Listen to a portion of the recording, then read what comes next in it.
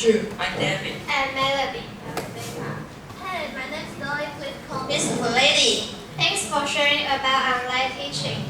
Hey, what did you guys do during the time of online teaching? Of course, I study hard. Study hard too. also study very hard. I studied the hardest. Are you serious? You must be kidding. You must be playing on your cell phone. No way. Actually, I couldn't understand its papers very much. Yeah, I always feel confused when I saw the code to get into online classrooms. But I miss the time very much. Yeah, me too. I cannot play video games in class anymore. So sad. Hey, do you guys know about bilingual teaching? 你们知道什么是双语教学吗？ Bilingual, what is bilingual? Which two languages are there? I had only heard only in the news. Oh, don't ask me. My answer should be wrong. I think bilingual may be Korean and Japanese. I think there's Taiwanese and Chinese. If one of two languages is Korean, it will be great. Okay, just stop guessing. Let's pay attention to our seniors' research about bilingual teaching. Let's give it a big hand.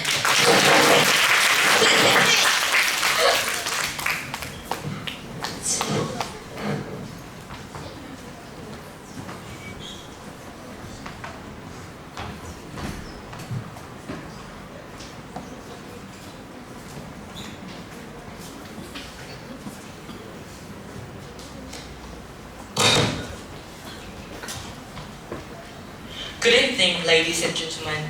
Today we are going to present our research. Our research topic is a study on bilingual education from students' vision. Take the 8th graders of Nelly Junior High School for example. I'm Sandy. I'm Doris. And I'm Alexander. This is our table of content. First, we are going to talk about the introduction part. Hello? Okay. The second part is the literature review. And then the third part of our research is methodology. The fourth part of our research is discussion part. And the last part, the fifth part of our research is conclusion and suggestions. Okay, I'm Sandy. I'm going to present chapter 1 for you. In the wake of internationalization trend, the Taiwanese government is planning to make English the second official language. Taiwanese have to learn English from kindergarten until they can communicate with foreigners. Lots of school is preparing to be bilingual schools. Nelly Junior High School also started bilingual education 4 years ago. We get our foreign teacher from Taoyuan English Teaching Resource Center. Students in Nelly Junior High School have received bilingual education since 7th grade. We are curious about the status of bilingual education and the students' opinion in Nelly Junior High School. We do this research to find out the answer. So here is our research question. First one is how are the status of bilingual education? Second one is what are the students' opinions about bilingual education? Let's welcome our next reporter, Doris. Hi, I'm Doris. Today I will introduce you the literature review. There are 3 topics: definition, bilingual education in Taiwan, and pros and cons of bilingual education. First, let's talk about definition of bilingual education. Because of globalization, we need more English ability to communicate with foreigners. The 2 languages are usually native language and English. The subject bilingual education also teaches students about academic and non-academic subjects. Next, let's talk about bilingual education in Taiwan. The Taiwanese government suggests more class systems to increase the effect of bilingual education and make a goal of become a completely bilingual country before 2030. The former mayor in Taoyuan, Zheng Wenchan, said that we had reached the goal of every senior high school having a foreign teacher. Bilingual education also increased students' international perspective.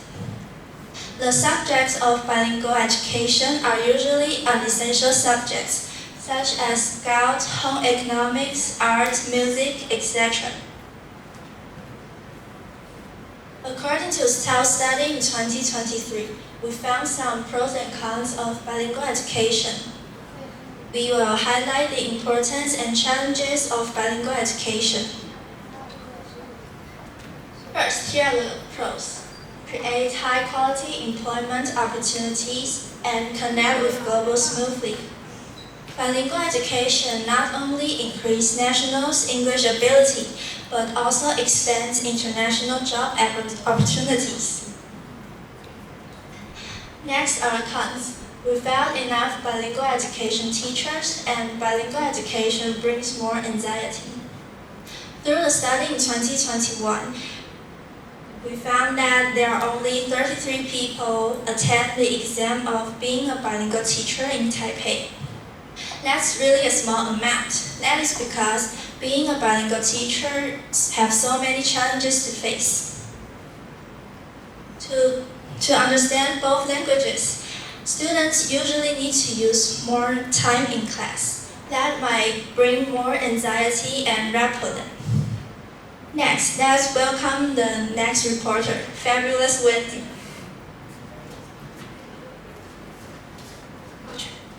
Now I will talk about the methodology.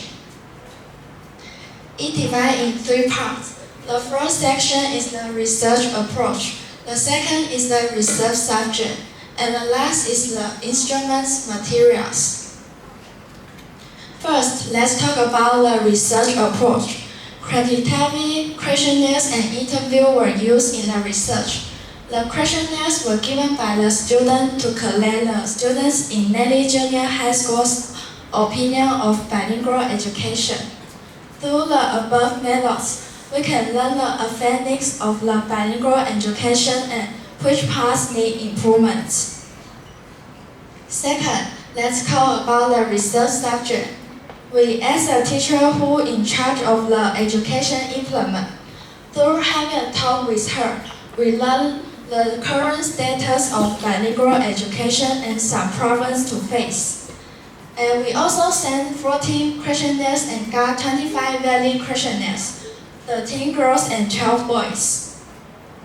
Third, let's talk about the instruments materials. Basic information were used to know which class will implement bilingual education and how often will it take. Students' bilingual learning status is like the numbers of answers in class and the way teachers teach them. Students' satisfaction toward bilingual learning is like the willingness to participate. Last, let's talk about the data analysis. We use Microsoft Excel to analyze, and the result present as percentages and charts. Now let's welcome the next reporter, Alexander. Good evening, everyone. Now I'm telling you the discussion part of our read. First, let's talk about the bilingual education in Navy Junior High School. According to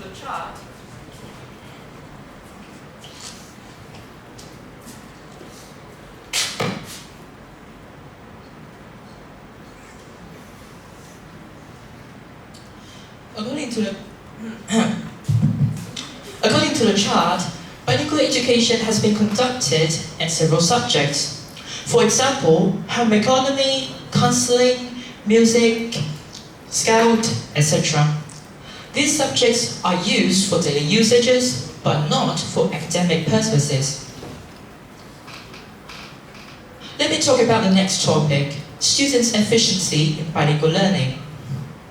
In order to make bilingual classes interesting, teachers usually think of different ways to attract students' eyes. According to the chart, most of the teachers prefer to teach orally without any activities. Some teachers use worksheets or have conversations to gain more interactions with students.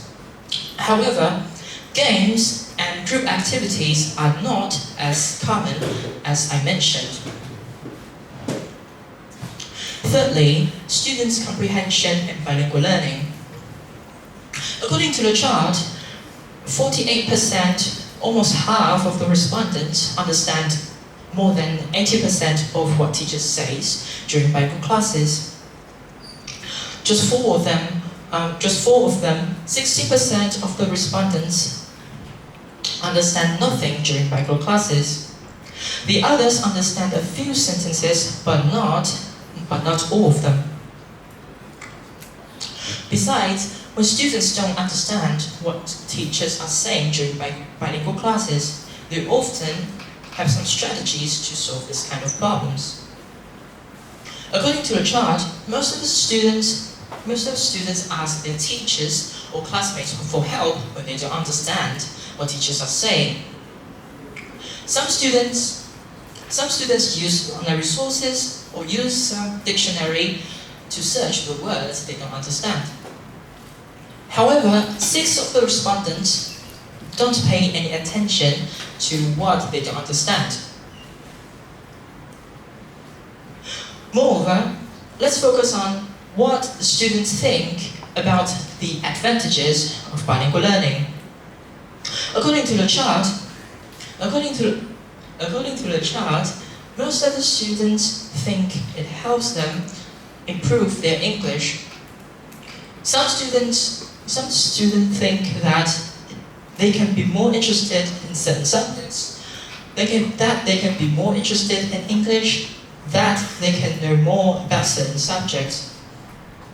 However, two of the respondents think that it has no advantages. In conclusion, students' willingness of participation in bilingual classes. According to the chart, more than half of the respondents have no special feelings about participating in bilingual classes. 36%, or I can say more than 1/3 of the respondents are not willing to participate in bilingual classes. Only few of them, 12% of the respondents, are willing or they want to participate in bilingual classes. The last part of our research is conclusion and suggestions. The first part of this subject is conclusion. The main purpose of our research is to know students' current status and students' visions about bilingual classes. We conducted the research through questionnaires and interviewed with the teacher who manages the bilingual education affairs at内壢Junior High School. The research shows that bilingual education has been conducted only in integrative subjects, but not conducted in any academic subject. Most of the teachers teach orally without any activities. It also shows that students have low willingness of participate in bilingual classes. So, therefore, we think that a teacher's teaching approaches might influence students' participation in bilingual classes. The research also shows that when students don't understand what teachers say during bilingual classes, they often ask their classmates for help. Lastly, most of the students think that bilingual education will help them with the improvement of English ability. Next, or last part of our research is suggestions. We have a suggestion to teachers who teach bilingual learning, bilingual education in内壢Junior High School, and then a suggestion for the future researchers. Here is the suggestion for the teacher who teaches bilingual education or bilingual classes. We suggest that teachers can have more interactive activities like conversations or group activities during bilingual classes, because it helps students to have more opportunities to learn English by doing.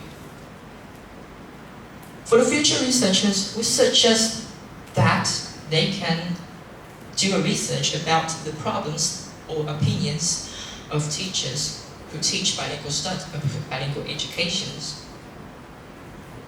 and also the challenges teachers face during bilingual education. That's all of our research presentation. Thank you for listening.